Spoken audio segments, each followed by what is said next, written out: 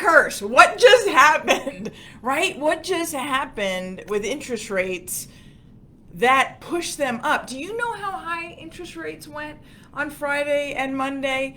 So I did an ad hoc live on Friday because the CPI did not come out as expected. We were all expecting it to be flat, maybe drop slightly. It didn't do that. It went up 1% month over month, which gave us an 8.6% year-over-year inflation rate. The CPI is the Consumer Price Index. That number had dropped from 8.5 to 8.3, and now it popped back up again. And you're like, 8.5, 8.6, does that really matter? It is the direction that mattered the most, right? And that huge 1% month over month increase.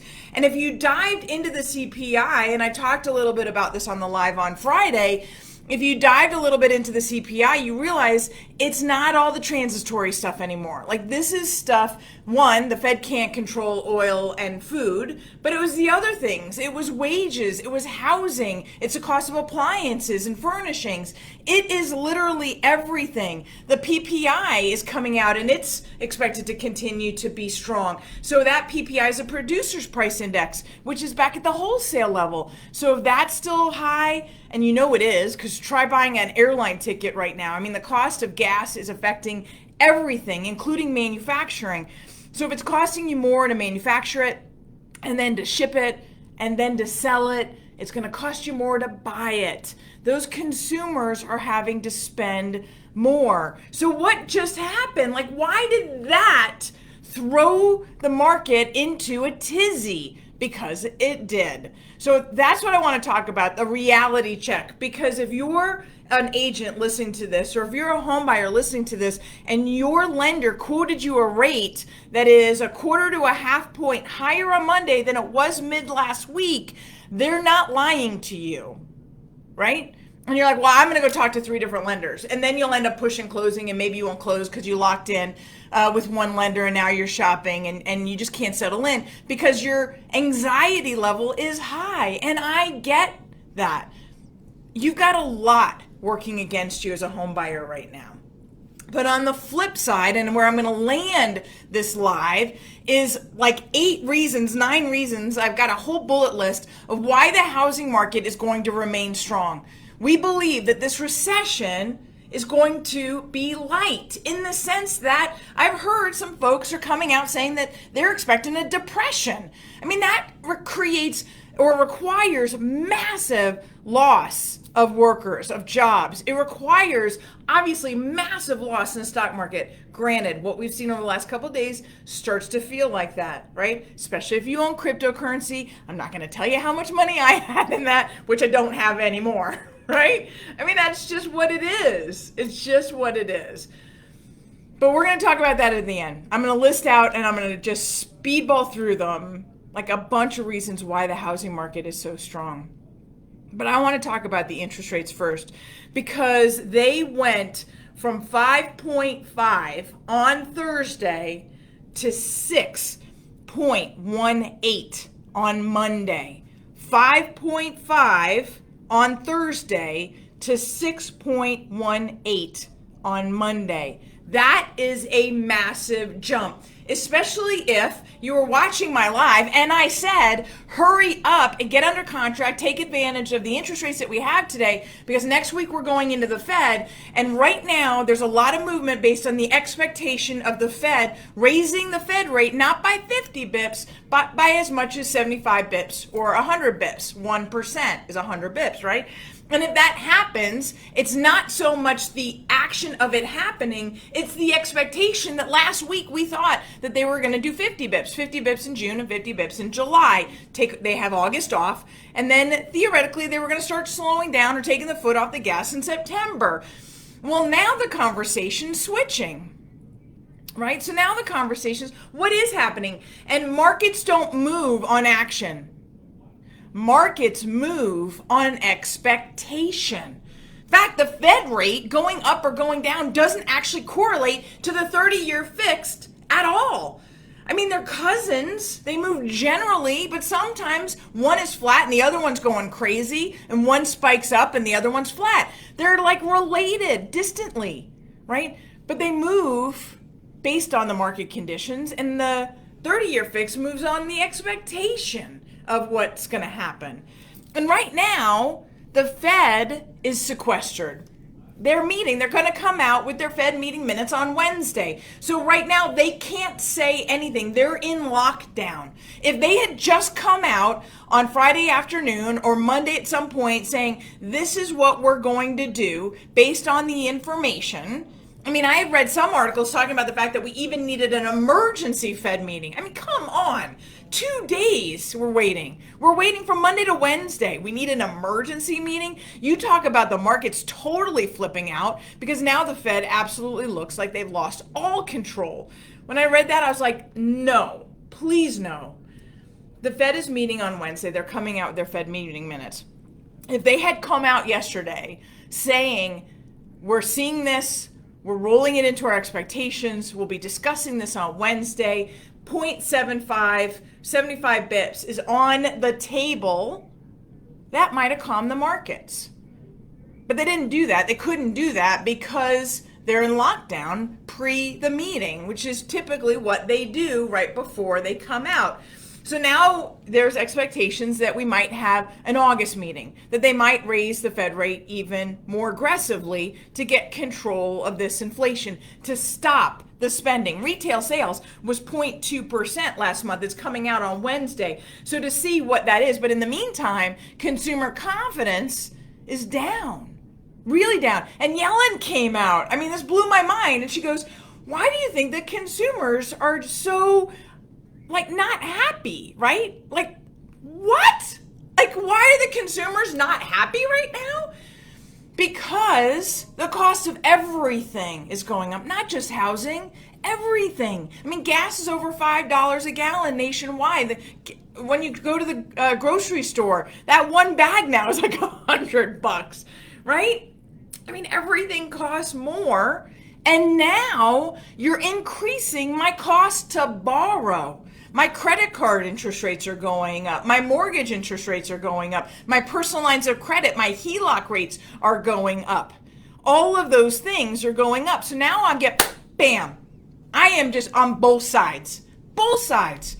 The cost of everything and the interest rates are going up. My cost to borrow is going up. The price of everything is going up. Unless I'm just laden with cash, maybe that doesn't affect me, right? So right now we saw that interest rates went from 5.5 to 6.18. That's a pretty hefty jump, affecting affordability, affecting eligibility. That just happened. The Fed rate itself had not broken above 3.25. 2018, when we hit our high mortgage rates of 5%, the Fed rate hadn't broken above, I'm sorry, I said the Fed rate, the 10-year bond. The 10-year bond went up, right, with the CPI, with a lot of angst. Fed rate's totally different. We're going to hear about that on Wednesday. My bad. The 10-year Treasury yield went up, and it had not broken above 3.25 in years.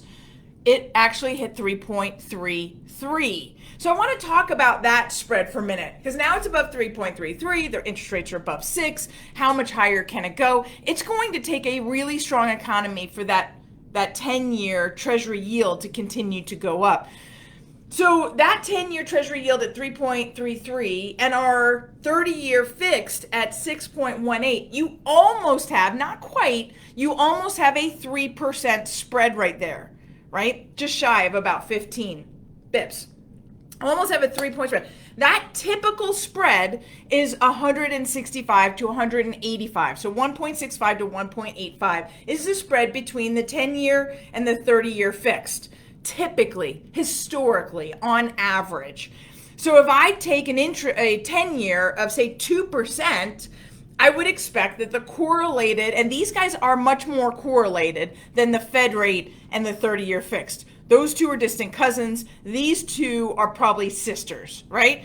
So the 10-year and the 30-year fixed are going to move together, typically, historically, on average, 1.65 to 1.85 spread. So if I have a 2% 10-year, Right now we have a 3.3. If I have a 2% 10-year, I would expect the 30-year fixed to be 1 point, let's just split the difference and say 1.75. So that's going to be 3.75% interest rate. Right now I have 3.3.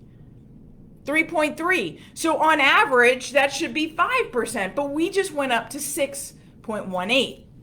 That difference has to do with a couple things. One is the risk and the fear, right? So that risk and fear is driving the market. The other thing is, remember who was the largest purchaser of mortgage-backed securities? The Fed. The Fed, right? The Fed was. But then we did quantitative easing, and now they're not buying mortgage-backed securities. And then they started quantitative tightening, and they're actually rolling off some of their supply off the balance sheet. So they're not the biggest buyer. The market is. The market's not buying them.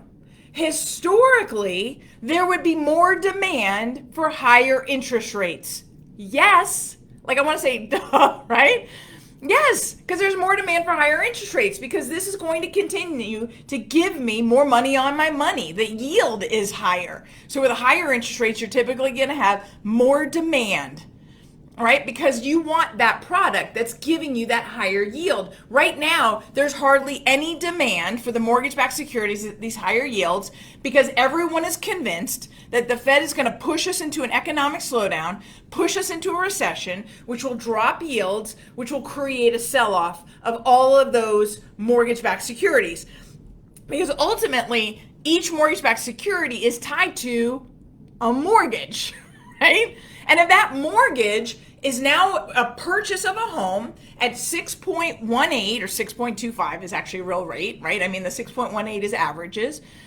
If that mortgage is that home is purchased at 6.25, let's just say, the theory is that person is going to refinance within the next 6 to 12 months, making that mortgage-backed security much less desirable because it's going to be held for such a short period of time. I'm going to balance my investment portfolio around certain instruments, certain debt instruments, security instruments, equities, right? I'm going to manage my portfolio to that. And I want some of these products at the higher interest rates. But if I buy them and then they go away because they're sold, well, then I don't have that balance. So I'm not even going to buy them because I know they're so short term. So because there's no demand to purchase the mortgage-backed securities, we see that yield spread, that difference, is going to continue to be there and maybe even go higher because the mortgage lenders aren't making money that they used to, and especially not making more money. So if you think about it, if the market rate is 5% and I give you an interest rate of 6%, I'm giving you that interest rate at 6% because typically you need lender paid closing costs.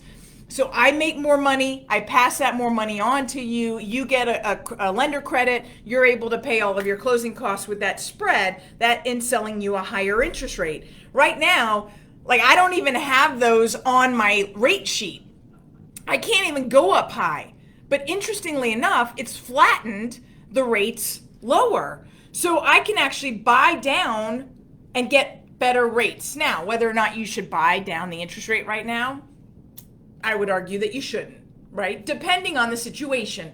There might be a situation where the spread is so great and you don't ever want to refinance that again, that makes sense. Or maybe it's a short-term property, you know you're only going to hold it a couple of years, maybe you'll look at the ARM rates. I'm not talking about that right now. Whereas maybe 1% discount bought you a quarter point in rate, 1% discount might now buy you a half a point, a 0.625 difference in rate. That's that spread where it's like so flat on going down in rate and so vacant, like it doesn't exist to go up because there's no demand for that like nobody's buying those right now, which is creating this bigger spread, which is creating these higher interest rates. Now, a lot of this will depend on what the Fed says on Wednesday. What are they going to do going forward? Are they going to totally flip everything upside down? Are they going to do the 75 bips or the 1%? What are they going to do in July? Are they going to add an August meeting? Right? And so what is that going to look like? So after that Wednesday meeting, we're going to start to see, and rates will either settle down because they like what the Fed is doing, or they won't. And we'll continue to see interest rates go up. Now, even when interest rates started to go up, a lot of people are asking me, how high do you think they could go? And I was like, 6.25, right? So we're here. We're at 6.25. We made it. Do we go much higher? I don't know. Because the Fed, where we're at right now, is a little bit uncharted. We've got this quantitative tightening that's happening, and how aggressive the Fed goes is going to push interest rates. But what interest rates are doing right now is squelching demand. It's authentic demand reduction, right? It's not the forced selling that we saw, or the false demand, right? The unqualified demand that we saw in 2005, then the forced selling that we saw in 2008, 9, 10, where we had bankruptcies and foreclosures because we had unqualified buyers. Unqualified buyers gave us forced selling because they were never qualified to begin with, right? We have very qualified buyers today, and we have authentic demand slowdown because of these higher mortgage interest rates, partnered with the higher home prices that we were just talking about, which was accelerated by the Fed's liquidity actions based around the pandemic. But coming into this, we already had strong demand. We already had the largest group of 30 to 33-year-olds that were coming into the market. That was already there, regardless of what was going to happen with the pandemic. So that was already happening. Then, of course, the pandemic happened. The Fed tried to solve all things. Did they go too far? Hindsight is 2020. Interest rates dropped to historical, unseen, unnatural lows, spitting fuel on this already existing demand. That low interest rates didn't create the demand. The low interest rates fueled the demand. Now we have rising interest rates, a slowdown of that. But people will keep buying. People will continue to move, to have babies, to get married, to need bigger homes, to want a single family, all the things, right? All the things. The demand will still be there, but that demand that's been on the sidelines, has been on again, off again, the fence, that demand is going to stay on the fence. That demand is going to slow down. We're going to see an authentic demand slowdown, and mortgage purchase applications continue to go down. What is also feeding this authentic demand slowdown is the negative wealth effect. I mean, we just saw in the last 5 days, the Dow Jones was down 7.5%. As I started this conversation, don't even ask, cryptocurrency is down like 60%. People, whether or not they were planning on spending that money, are feeling less wealthy because of it. And so now they might not stretch. Now they might not believe that that higher monthly payment is worth it or achievable. Again, authentically slowing down demand, which is what we need because we had an incessant demand on a limited supply. That supply is not going to jump up overnight. In fact, I was reading back in the 1990s, the mortgage rates were headed up, spiking up to 10%. National inventory levels increased from 1.5 million to 2.5 million, right, over a period of time. That's a pretty nice jump, but that's still not so much inventory that in 1990s we had a housing bust, because we didn't. Right? We're not going to see so much inventory. Do we pop up from the lows that we're seeing today? I hope so. Put us anywhere near a historic inventory level for the Denver market, for the national market? Yes, I hope so. We will see more supply, more inventory, because we're seeing less authentically demand, right? Giving buyers a few more days to look at that house. Giving buyers a few less competitive offers to actually bid on that house. Giving buyers a greater probability of purchasing that house, even at a higher interest rate, which then they can refinance when we hit a recession. So let's talk about that recession. When we go towards this recession, I know some people are making it seem really big, and I don't know. I want to preface this with my crystal ball is broken just like everybody else's.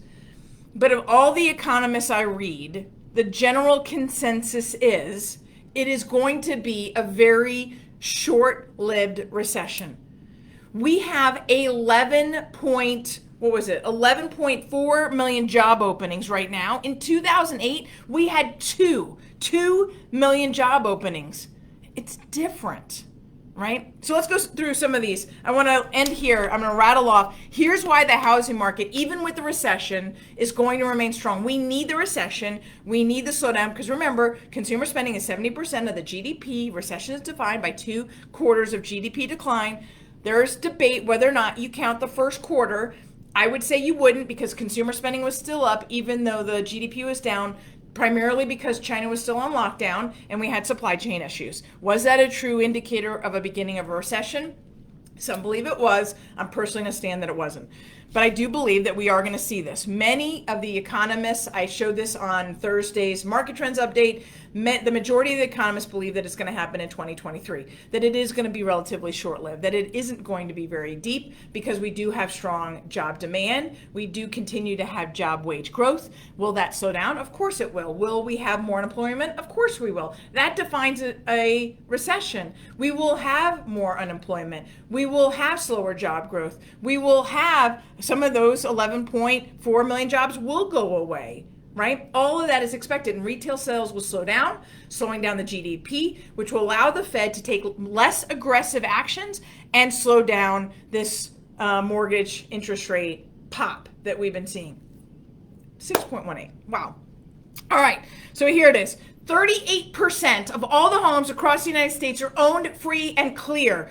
They don't have to do anything. They're not worried about their mortgage payment. They're not worried about interest rates going up. Yes, we hope that they don't lose their job, but even if they do, if they're old enough, they could do a reverse mortgage and stay in place and just live off of the equity. They could sell that home. They have 100% equity in that home. 38% of the homes are owned free and clear. 75% of the tappable equity that we had the opportunity to extract, which leaves 20% of the equity still in the homes, 75% of that is locked in below 4%. Those people don't want to go anywhere. All they have to do is not sell. That's the key. All they have to do is not sell, to stay put, to weather the storm, to get to the other side, right? Interest rates are dropping. Maybe they take advantage of opportunities. Maybe you take advantage of opportunities. There's a good reason to have cash on the sidelines right now. Cash is king, and opportunities always present in a down market. 75% of tappable equity is less than 4%. Inventory is rising, and we're all talking about inventory rising, but it's rising off of historic lows. Continue to watch this. Our inventory year over year just tipped over, right? So we have more inventory than we had a year ago, but we still have less inventory than we had in 2020 and 2019. Watch those because we need more inventory. But when we get back to 2019 levels, we're going to start to see, I even hesitate saying balance, because the Denver market doesn't operate in balance, right? We operate as a softer seller's market. Right now, it's an extreme seller's market.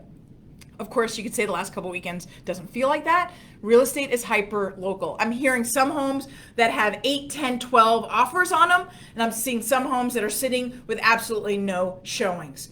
Location matters. It matters more now than ever. And then, of course, pricing it right. We're seeing that those homes that are going out huge are sitting. But when they price it where the market says that they should price it, they're getting multiple bids and they're pricing and they're ending up closing over list.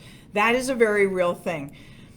We have 26 trillion in single family home, 1 to 4 units. So residential, we'll call it residential versus commercial. We have 26 trillion in home equity. Now, could we lose some of that in some areas? Yes. Some real estate local areas will lose value. Some of them were overinflated, should never have gotten there. But the majority of the United States housing market is extremely stable, which will not allow us to head into a bubble or a crash. You can't have little neighborhoods where they lose value create an entire economic situation nationwide. It won't happen. Will certain neighborhoods lose value? Sure, absolutely. But we have 26 trillion in equity nationwide. We have 11 trillion in tappable equity, meaning leaving 20% of the equity in those homes. That is an incredible amount of cushion, an incredible amount of cushion. The 30-year-olds today are the largest age group. Remember, Freddie Mac's survey showing that 33-year-olds was the average first-time homebuyer age. Right now, we have 0.1% foreclosure rate in the state of Colorado, 1.7% delinquencies, 1.7, and 0.1 in foreclosures. Ridiculously low numbers, an extremely solid housing market. 95% of the borrowers today have over a 660 credit score. 95%. I had this debate with a borrower the other day talking about how good their credit was and how credit worthy and they deserve that loan. And I get that. You feel like that when you've worked so hard for your credit score. I totally get that. But then to say how much above other borrowers, I'm like, the borrower pool right now is really strong. 75% have over a 660, or I'm sorry, 95% have over a 660, meaning those lower credit scores, less than 5%, right? And then it grows grossly. Like the number of people that have over a 760 is the majority of the buyers today. And then of course we have strong job openings and we continue to have job growth. All of that will continue to give safety to the housing market. When you see the stock market do what it did, losing 7.5%, the Dow Jones losing 7.5% in the last 5 days, when you see cryptocurrency doing what it just did, gold isn't even up, the cost of oil is rising. Where do you want your money? Where do you want your money? I want mine in housing. I want mine.